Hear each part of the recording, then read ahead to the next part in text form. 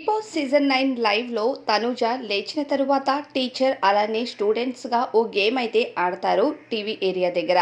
ఆ తర్వాత తనూజ నా ప్రేమను ఈరోజు నేను ఎలా అయినా మా నాన్న దగ్గర ధైర్యం చేసి చెప్పేస్తానంటూ ఇమాన్యుయల్ని భరణి గారి దగ్గరికి తీసుకొని వెళ్తుంది.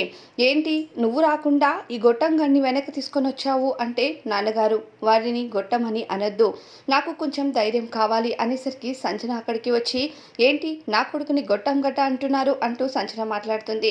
నీ కొడుకు గొట్టం గడే కదా అంటూ అక్కడి నుంచి భరణి లేచి వెళ్ళిపోతే, నాన్న నాన్న నా మాట వినండి అంటూ తనుజ అంటుంది. ఆ తర్వాత ఇమ్ము ఇక నా చెయ్యి నొప్పిగా ఉంది అంటే బెడ్రూమ్లోకి తీసుకెళ్ళి తనుజ ఇమ్మాన్యుయల్ చేతికి మసాజ్ చేస్తూ ఉంటుంది. ఇక ఇమ్మాన్యుయల్ చెయ్యిని కదుపుతూ ఉంటే, చేతిని ఎందుకు కదుపుతున్నావు అంటూ పట్మని కొడుతుంది.